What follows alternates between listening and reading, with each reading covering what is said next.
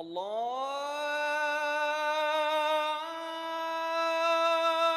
أكبر الله أكبر الله أكبر الله أكبر. The architecture of Islamic mosques and tombs is an invaluable treasure of world heritage. Many countries have taken inspiration from this tradition.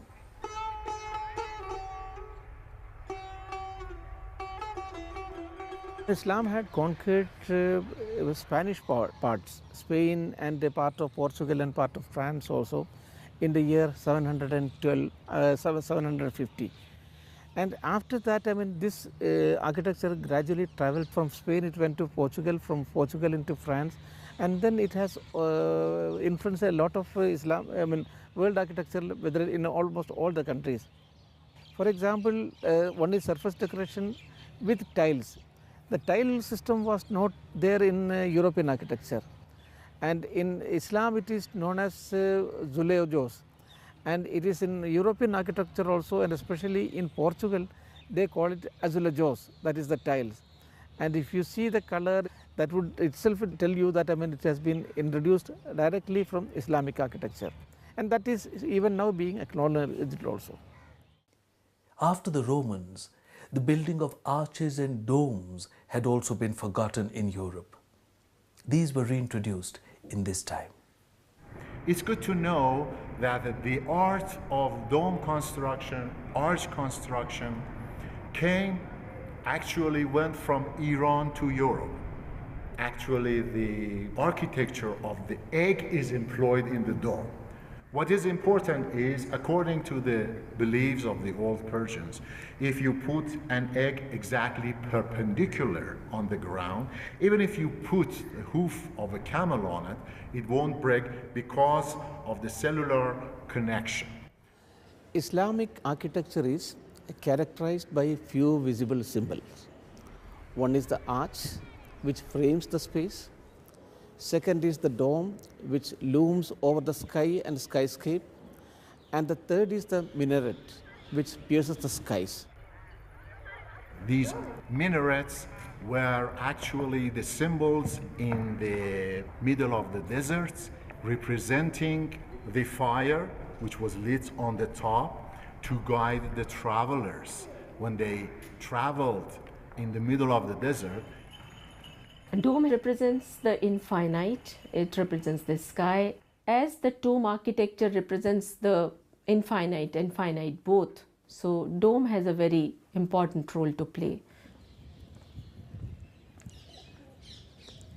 It is well known that the most famous Islamic monument of the world, the Taj Mahal, is in India.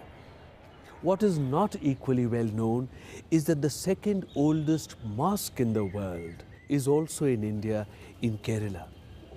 In fact, India has a vast and rich architectural heritage of Islam, from Kerala in the south till Kashmir in the north, from Tripura in the east till Gujarat in the west.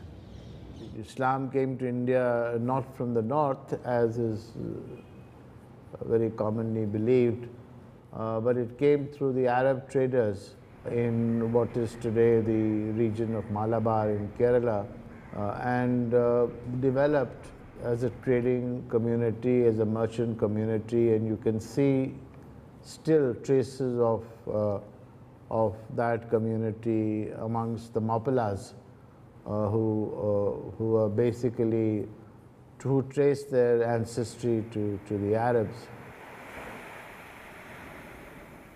Since ancient times, India had considerable trade contact with the Arab world.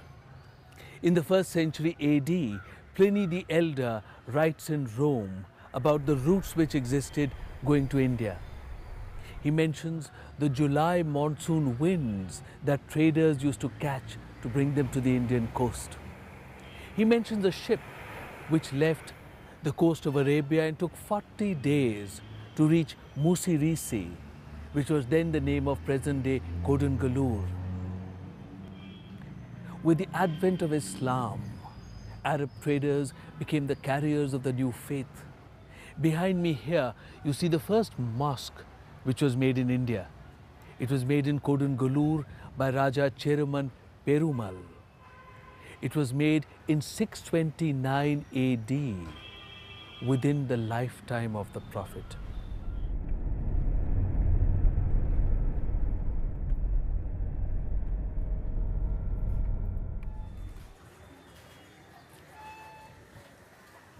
Kayalpatnam is an ancient town on the mouth of the Thamiraperani River.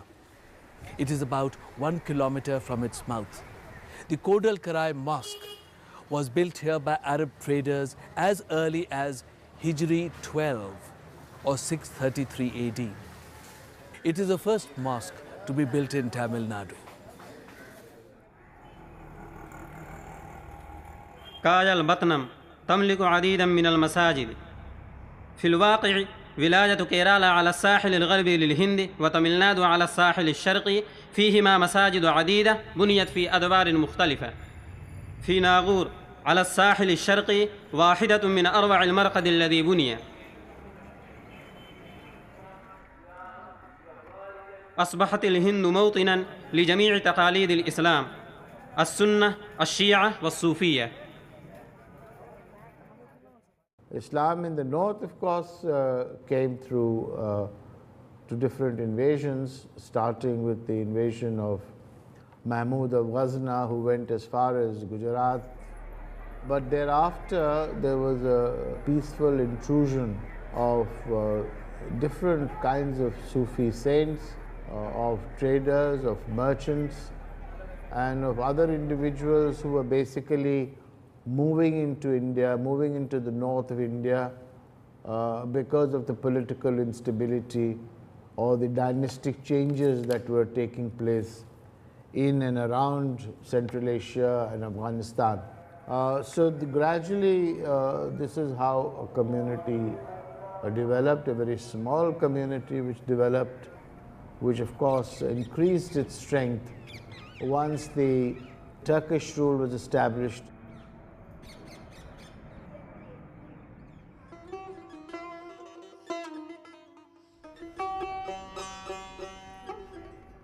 Quwwatul Islam was the first mosque built by Muslims soon after the conquest of Delhi. This mosque was built in 1193, and here every inch of the Maqsoora is beautifully carved. There are number of Quranic verses also very beautifully written on this one, as if it has been written on wax. Some of the medieval writers have used this word, that it is so beautifully done that it appears that it has been done on wax. On stones it was not possible. المبنى الأكثر إثارة للإعجاب في منارة القطب نفسها. بناها قطب الدين أيبك سلطان دلهي في بداية القرن الثالث عشر. إنها واحدة من أطول المآذن في العالم وارتفاعها 72 متراً. The concept of minar is West Asian and Central Asian. All over West Asia and Central Asia, in 12th and 13th century, there were more than 70 minarets like this one. But just before Qutub Minar, there were two very important minarets in West Asia.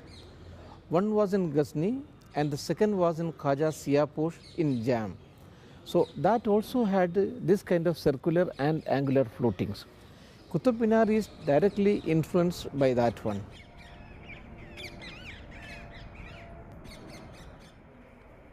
In Persia and Central Asia, their building material was mostly bricks. It was not stone, so they were not having beautiful craftsmen working on this kind of stones. In India, we had very excellent craftsmen who were working on Indian temples. Those craftsmen were very effectively used here in this monument, and that is why we find the excellent carvings in this Qutub Minar. Ibn Battuta was a traveler who had traveled all over the Islamic empire.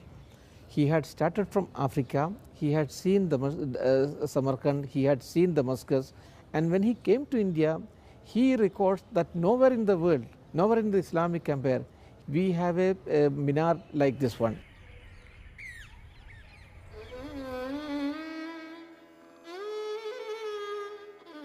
في هذه الأثناء التأثيرات الإسلامية استمرت في مزيد من النمو في دكن. نهاية القرن الخامس عشر شهدت إقامة 5 سلطنة في دكن. هذه كانت أحمد نغر، بيجابور، غولكوندا، بيدار وبيرار. سلطان بيجابور كان أمير الحكومة العثمانية في إسطنبول. سلطان غولكوندا كان أميراً تركمانياً قد التجأ إلى الهند. كانت السلاطين أتباع المذهب الشيعي في الإسلام، وكانوا حلفاء مقربين للحكماء الصفويين في إيران. تطور ثقافة مميزة في المجتمع الحر العالمي من دكن. شوارع سلاطين دكن امتلأت بالأتراك، الفرس، العرب والأفارقة. في الهند صارت دكن أكبر مركز لتعلم العربية والأدب.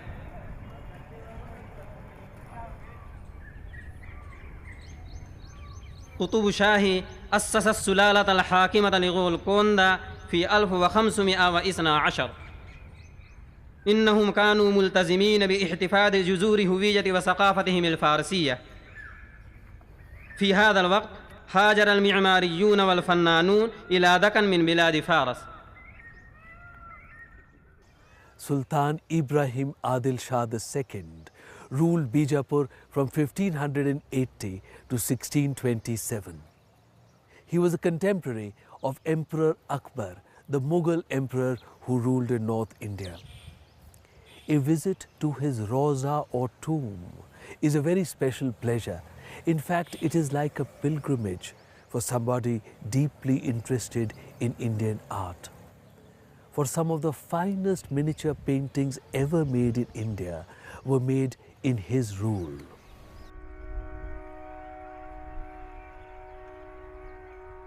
The Gol Gumbaz in Bijapur is the tomb of Sultan Muhammad Adil Shah, the successor of Sultan Ibrahim Adil Shah II. Muhammad ruled in Bijapur from 1627 to 1657 AD. This is the largest dome ever to be built in the Islamic world. It measures 37.92 meters on the inside. A particular attraction is a central gallery, popularly called a whispering gallery, where each sound that you make is echoed distinctly 7 times.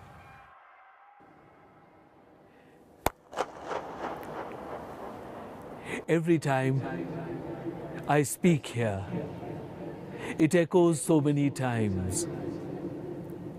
Tourists love to come here.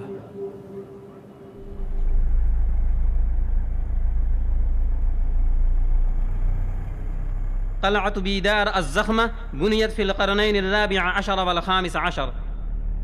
هذه واحدة من الحصون الهائلة في البلاد، تحيط بها الجدران التي تنتشر في 5 كيلومترات حولها.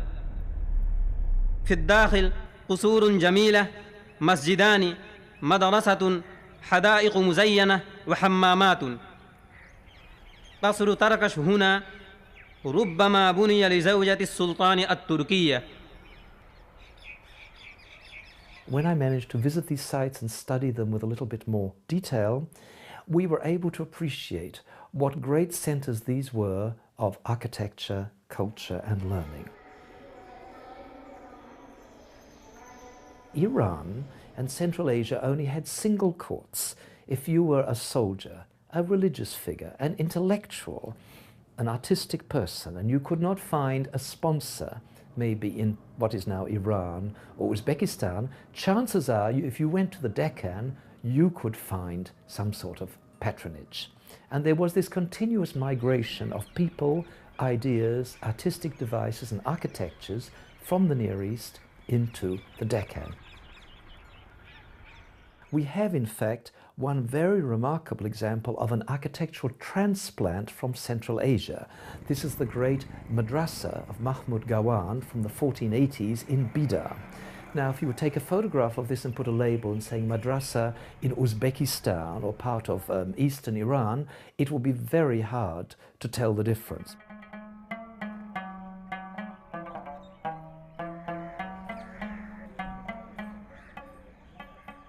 Timur, when he came to Hindustan, he was struck by the beauty of our historical cities.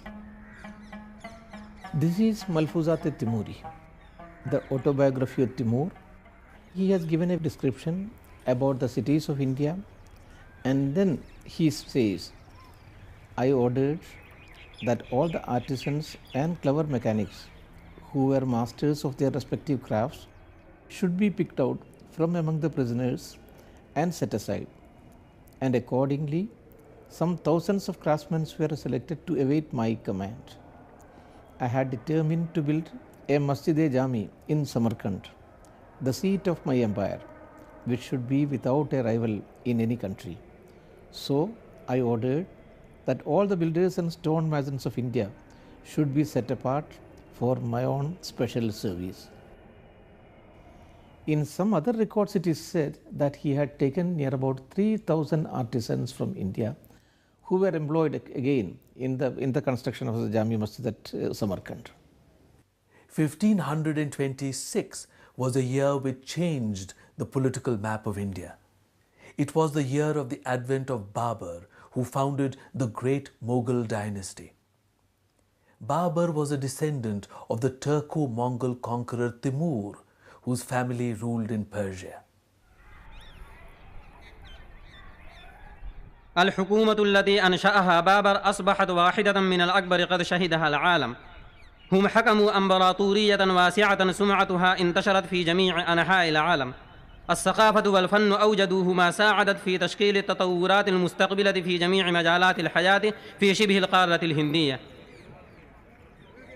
What is extremely important to recognize about the Mughals is that when they came to power and they took over northern India or Hindustan, they had already been more than 250 years of Islamic building traditions, religious traditions, culture and literature in India. Humayun's tomb, which might be considered the first great imperial masterpiece of the new dynasty, sponsored by the 20-year-old Akbar in memory of his father, is very much related to the previous architecture of Delhi.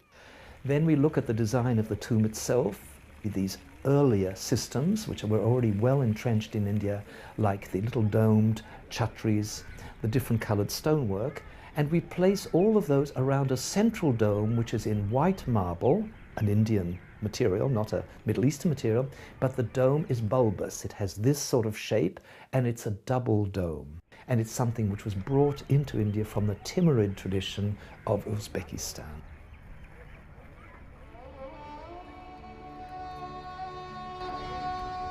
آغرا كانت عاصمة إمبراطورية لأكبر في منتصف القرن السادس عشر. الحصن هنا كان واحدا من أقوى شمال الهند منذ العصور المبكرة. في 1565 أمر الإمبراطور أكبر بإعادة بناء الحصن. كانت القلعة قصور الإمبراطور أكبر، جهانغير وشاه جهان.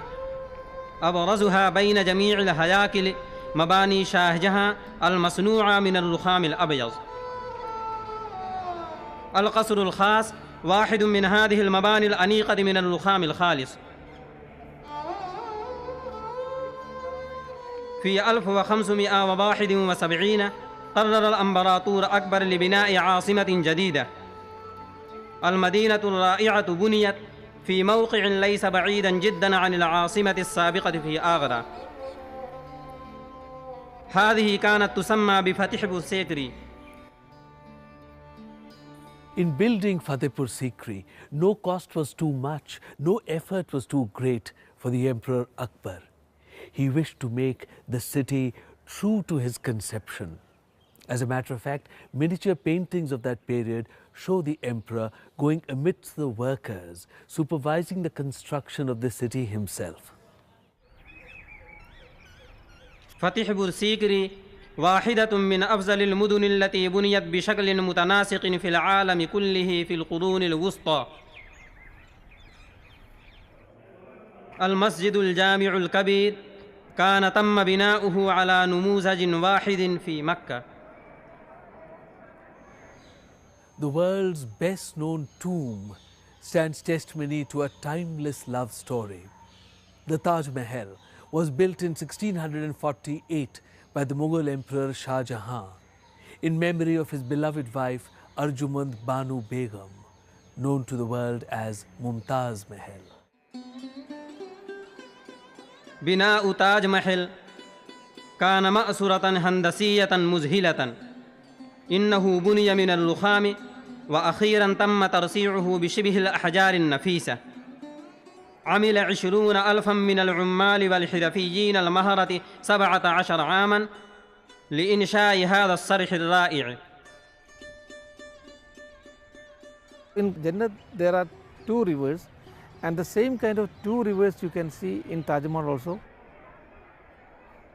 The whole entire monument have been conceived in a very elaborate way, with the domes, with the minarets, and the cavity and rotundity of the monument. The most important thing which beautifies the monument more than anything else is the pietra dura work or inlay work.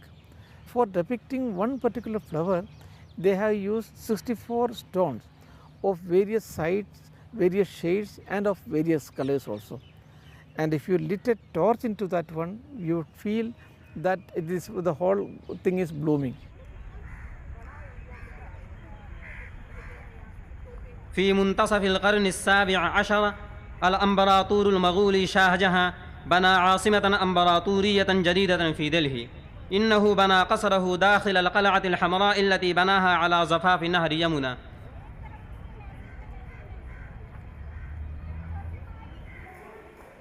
الديوان العام أو قاعة عامة الناس، حيث كان يستمع إلى عريضات عامة الناس. الديوان الخاص قاعة الحضور الخاص. هذه الهياكل من بين بهاء القلعة الحمراء.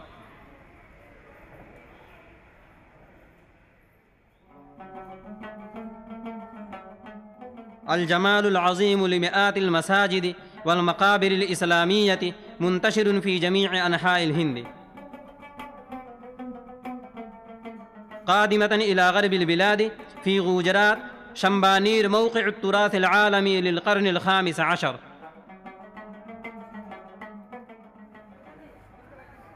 قادمة إلى الشرق هناك مسجد ناخدا المعجب والأماكن الأخرى في كولكاتا. هناك مراقد شهيرة في حاجو والأماكن الأخرى في آسام.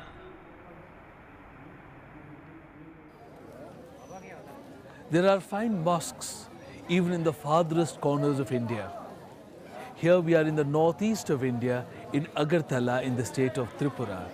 This is the beautiful Gedu Miyaki Masjid behind me.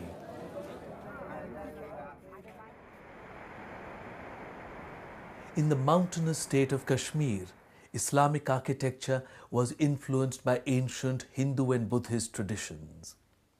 These were combined with influences coming from Persia and from Turkestan. Wood was used extensively in the mosques and tombs of Kashmir. I think one should recognize the fact that Islam is in India is not peripheral to anything.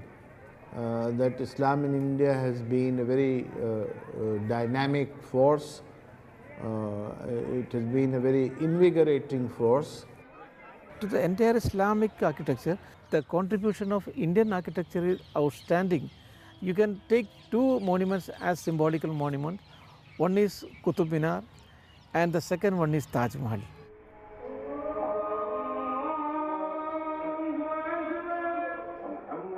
في الهند تراث حي واسع للعمارة الإسلامية.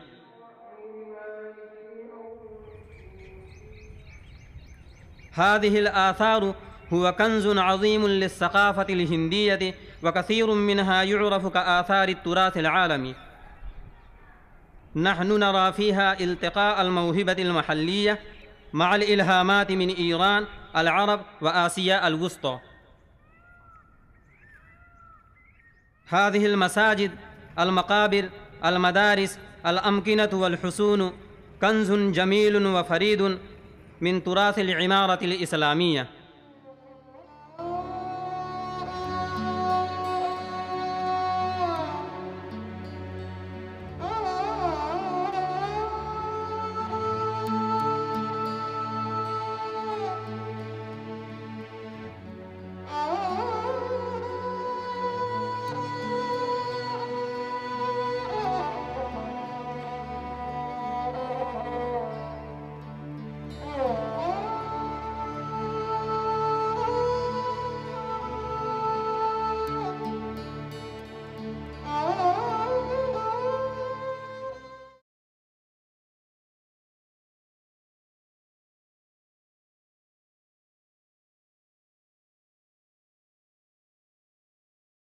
الله أكبر الله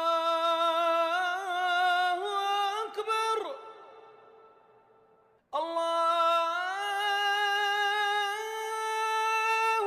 أكبر الله أكبر. It is well known that the most famous Islamic monument of the world, the Taj Mahal, is in India. What is not equally well known is that the second oldest mosque in the world is also in India, in Kerala.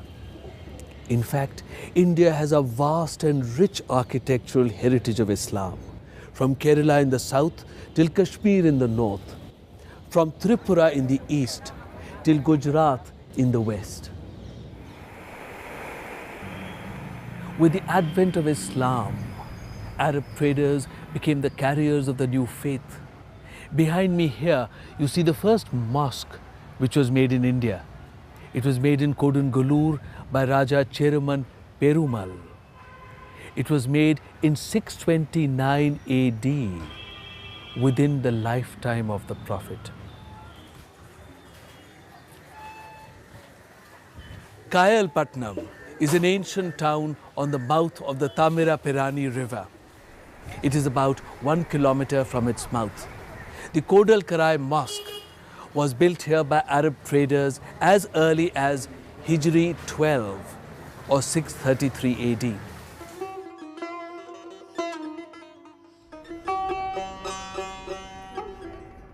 Quwwatul Islam was the first mosque built by Muslims soon after the conquest of Delhi. This mosque was built in 1193, and here every inch of the Maksura is beautifully carved. There are number of Quranic verses also very beautifully written on this one, as if it has been written on wax. Some of the medieval writers have used this word, that it is so beautifully done that it appears that it has been done on wax. On stones it was not possible. المبنى الأكثر إثارة للإعجاب في منارة القطب نفسها. بناها قطب الدين أيبك سلطان دلهي في بداية القرن الثالث عشر. إنها واحدة من أطول المآذن في العالم، وارتفاعها 72 مترا.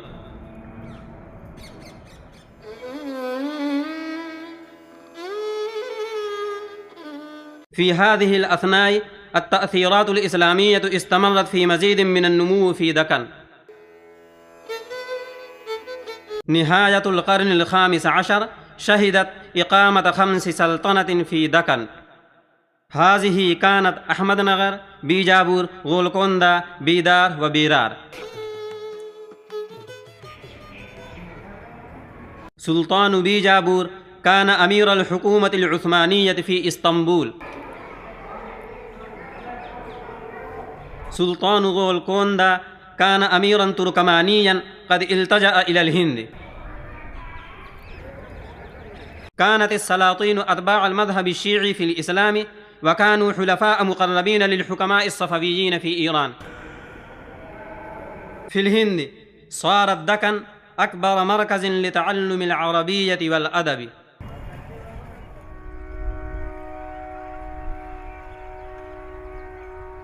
The Gol Gumbaz in Bijapur is the tomb of Sultan Muhammad Adil Shah, the successor of Sultan Ibrahim Adil Shah II.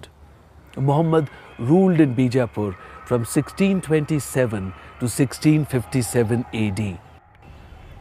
This is the largest dome ever to be built in the Islamic world. It measures 37.92 meters on the inside. We have, in fact, one very remarkable example of an architectural transplant from Central Asia. This is the great madrasa of Mahmud Gawan from the 1480s in Bidar. Now, if you would take a photograph of this and put a label and saying madrasa in Uzbekistan or part of eastern Iran, it will be very hard to tell the difference. 1526 was a year which changed the political map of India. It was the year of the advent of Babur, who founded the great Mughal dynasty. الحكومة التي أنشأها بابر أصبحت واحدة من الأكبر قد شهدها العالم. هم حكموا إمبراطورية واسعة سمعتها انتشرت في جميع أنحاء العالم. Humayun's tomb, which might be considered the first great imperial masterpiece of the new dynasty, sponsored by the 20-year-old Akbar in memory of his father, is very much related to the previous architecture of Delhi. Then we look at the design of the tomb itself, with these earlier systems which were already well entrenched in India, like the little domed chhatris, the different coloured stonework, and we place all of those around a central dome which is in white marble, an Indian material, not a Middle Eastern material, but the dome is bulbous. It has this sort of shape and it's a double dome. And it's something which was brought into India from the Timurid tradition of Uzbekistan.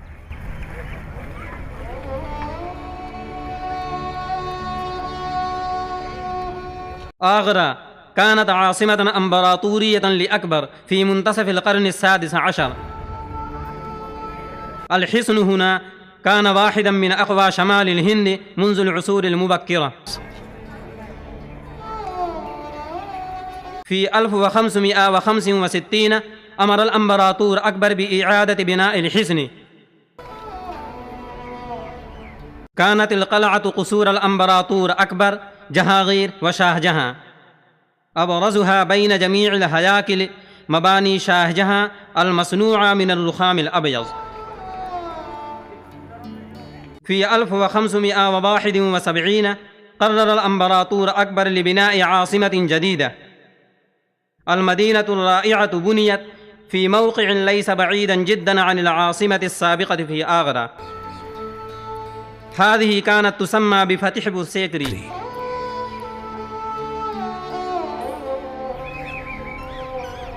فتح بورسيكري واحدة من أفضل المدن التي بنيت بشكل متناسق في العالم كله في القرون الوسطى. The world's best known tomb stands testimony to a timeless love story.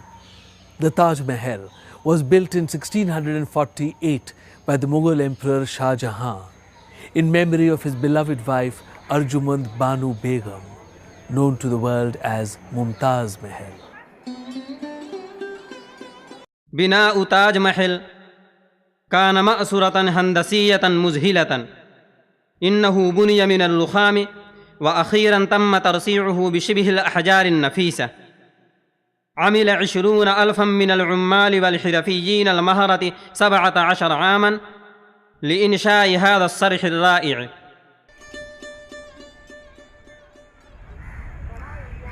في منتصف القرن السابع عشر الأمبراطور المغولي شاهجهان بنى عاصمة أمبراطورية جديدة في دلهي.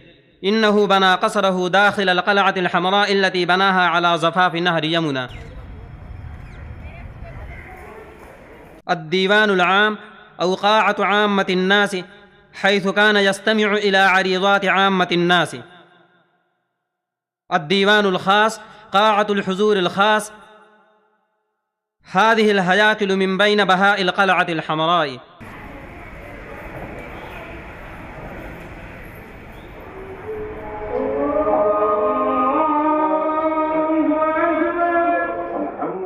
في الهند تراث حي واسع للعمارة الإسلامية.